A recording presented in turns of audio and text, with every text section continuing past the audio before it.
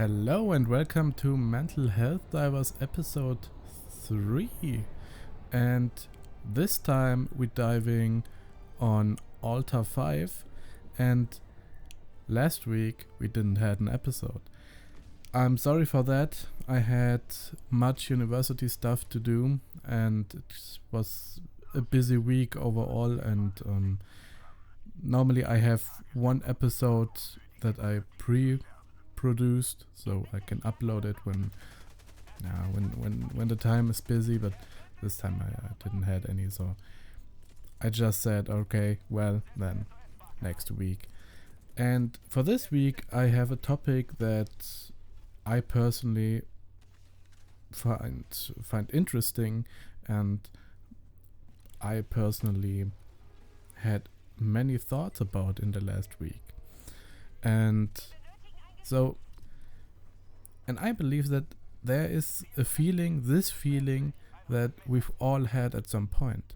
It comes suddenly while scrolling through old pictures, hearing a song from your teenage years, or passing by a place you haven't seen in ages, and it hits you like a wave, sometimes warm, sometimes sad, sometimes bittersweet. And this feeling I'm talking about is nostalgia. And if you're like me, you probably have a love-hate relationship with it, because sometimes it makes you smile, other times it leaves you with a strange emptiness, or like you've lost something you will never fully get back. So today I want to talk about that, and about how nostalgia can inspire us, but also can trap us. Because in my opinion it is important to see both sides. And it's all about how remembering the past can heal you, but can also haunt you if you stay there for too long. So, let's talk about that. Nostalgia for me personally is one of the strongest and emotional forces I have, and I'm sure many of you feel the same. It's like a time machine built inside of my body. One moment you're sitting at your desk, the next you're mentally back in 2014 at a school hallway, a family trip, a moment when everything felt easier. For me personally, it's sometimes the times when Black Ops 2 was released. That was a great time overall. We had a very intact clan we played together with, and it was just a fun time. And it's powerful. And that's because nostalgia isn't just about memory, it's about emotion tied to a memory. It's the feeling of how things felt back then, not just the facts. You don't just remember being in a certain place, you remember how it smelled, what music was playing, the way someone laughed, the exact feeling of that version of you at that point in time, It's intimate and it can be overwhelming. And like I said, for me personally, it's sometimes when I remember back in 8th grade, 9th grade, the Black Ops 2 Call of Duty hype, and back then everything was it was just so chill, I come back to it regularly, and especially I was always a Black Ops zombie player, and I enjoyed that much. We had a team where we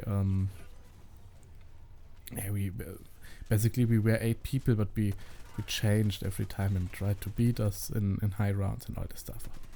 Okay, so now let's be fair, nostalgia can be beautiful. It isn't always something we have to watch out for. It can remind you of who you were before life got complicated.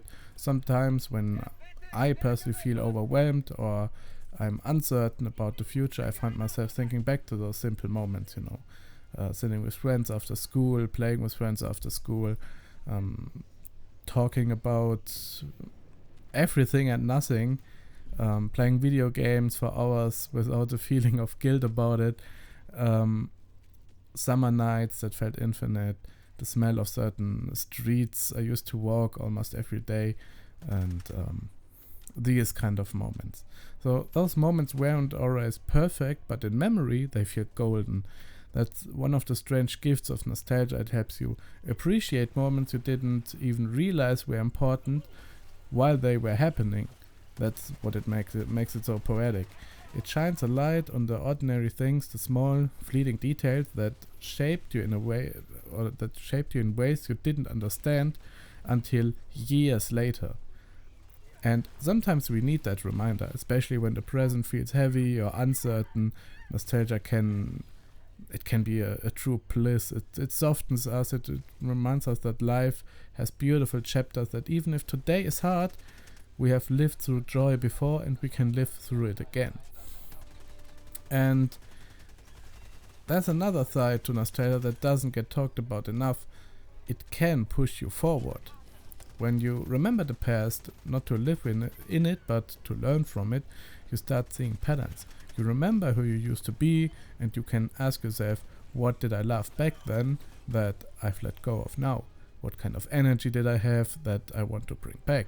What parts of that old version of me still matter?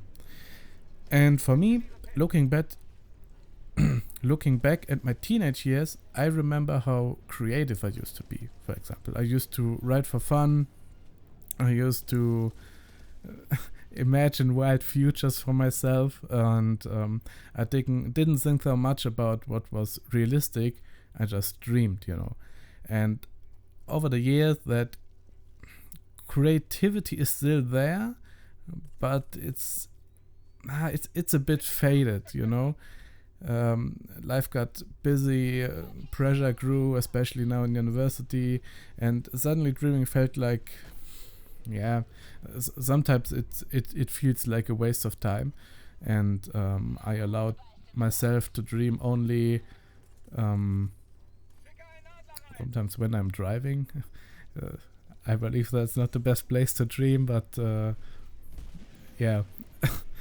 But going back through old journals, old conversations, old photos, it reminded me that my creativity, it wasn't gone. It was just buried under the fear that I had. And that's the kind of nostalgia that helps you. It reconnects you with parts of yourself that deserve to come back.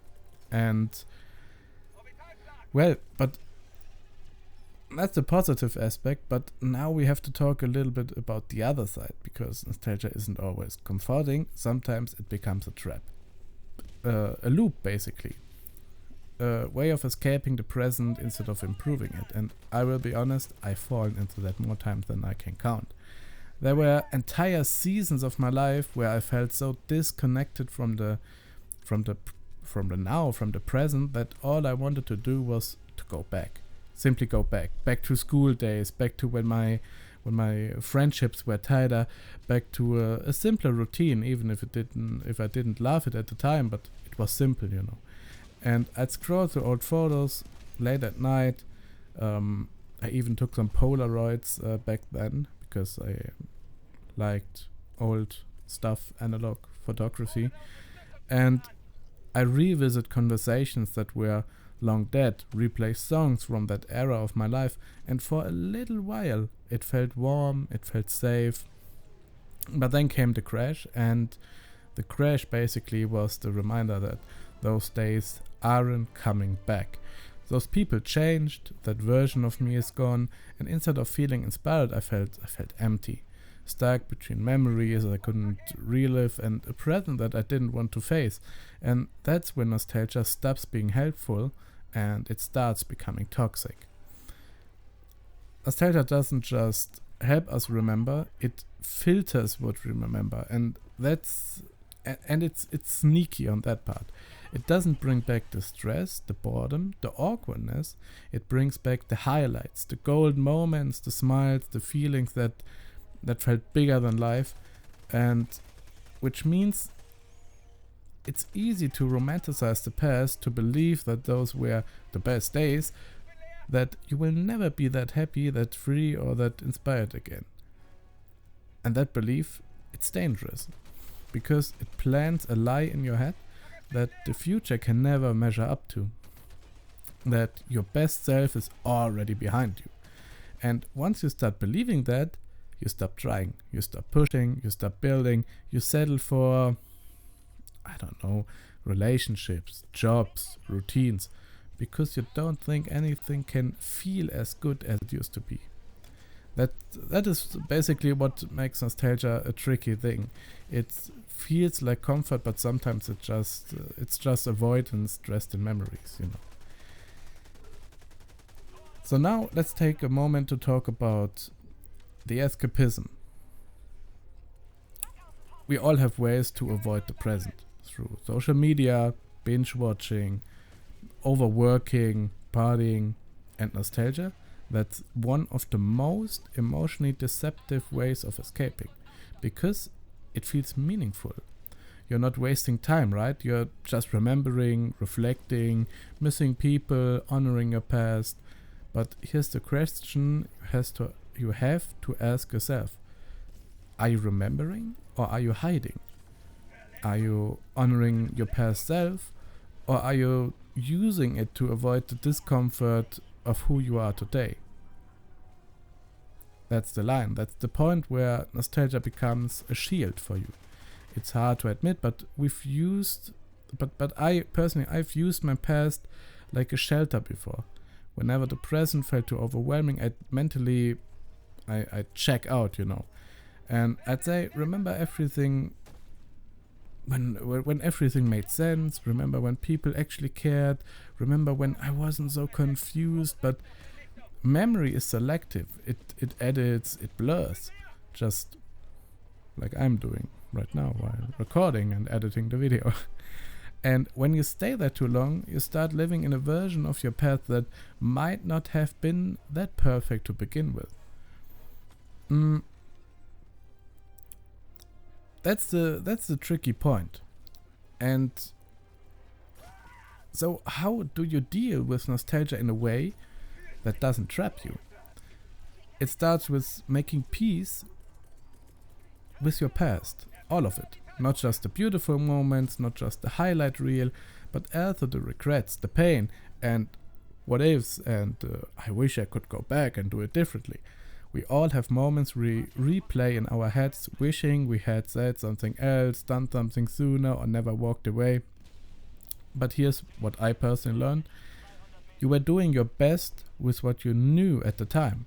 You weren't weak, you weren't stupid, you weren't wasting your time.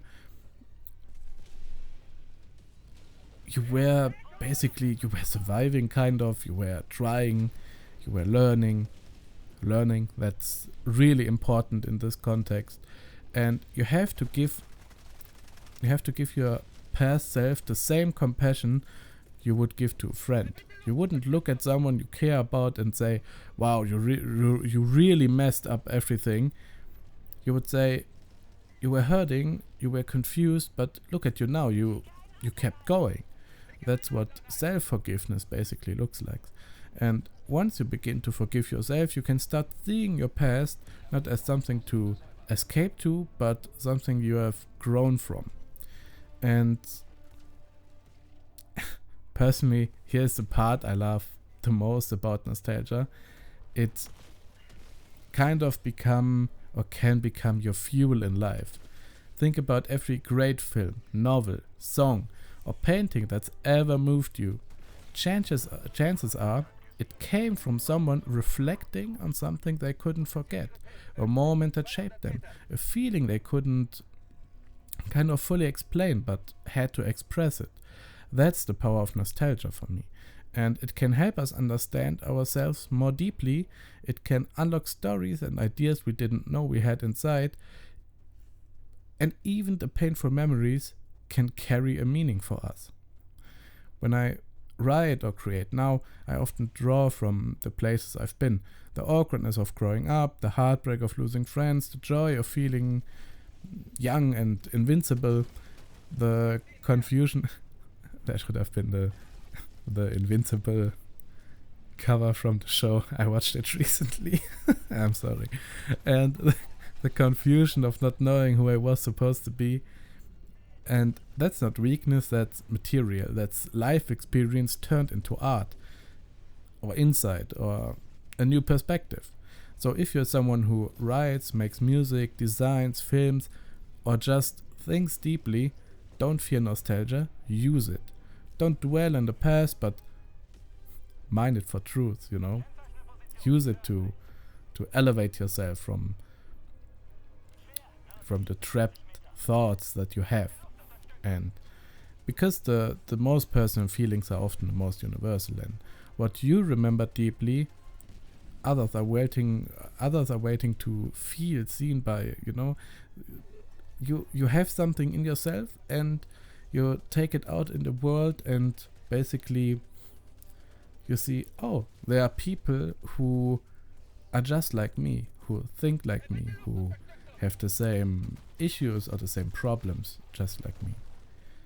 And that was a thing that helped me a lot. And one of the biggest dangers for me personally I want to talk about kind of again is the feeling or the mindset that the best days are behind me. It's easy to think that way, and especially when you're going through a rough patch, but here's the thing, at one point those best days you miss so much felt ordinary. You didn't know they'd become special, you were just living them. So why wouldn't that be true now? What if today the version of you sitting here right now is living through moments you will one day miss? The way your room looks right now, or the long walks you take to clear your head, the music you're playing on repeat, the people in your life. Even if things aren't perfect, the version of you who's still figuring things out. And this life, this right here, even if it's messy, it's meaningful. So stop waiting for someday to feel good again. Just take a moment and look around and make the now count, because eventually this moment might become one of the ones you will look back to later in many years, and you smile about it. And sometimes that's all. That's the best thing you can push out of a good memory. So if nostalgia is kind of a time machine that pulls you back, then mindfulness is the anchor that brings you home. We can't stop memories from flooding in, but we can choose how long we sit with them. We can say, that was beautiful, that shaped me, but I'm not there anymore. Then we return back to our space, back to our life. One thing that's helped me personally is practicing gratitude for the present. It sounds kind of cliche and something you would read on a calendar, but seriously, ask yourself, what's something today that I will miss one day? Who do I love right now that I don't want to take for granted? What am I learning? Even if it's hard. Because your current life deserves to be lived just as deeply as your past was remembered, and the more present you become, the less you need to escape to the past to feel okay.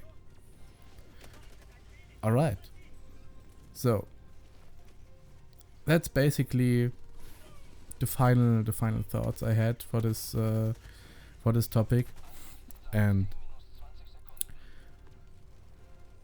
before I send you off into another week, if you, like I previously mentioned, if you do something creative, or if you, I don't know, write something, or you take photos. I'm taking photos and filming too, and you want to share it, or you want to say, hey, that's my work, I'm really proud of that. Or maybe you yourself did a YouTube video, I don't know, that you're really proud of. Show it in the comments, talk a bit about it, and tell me what is something that moved you recently. Alright. Next week I will prepare an episode that I will upload then, because next week is the release of the new Darktide character. I'm recently playing Warhammer 40k Darktide, besides Helldivers 2, and I'm really hyped about it. So maybe I will get together a few friends and replay it, but there will be a new episode next week. Stay tuned, stay healthy, stay nice to each other, and see you soon next week. Goodbye.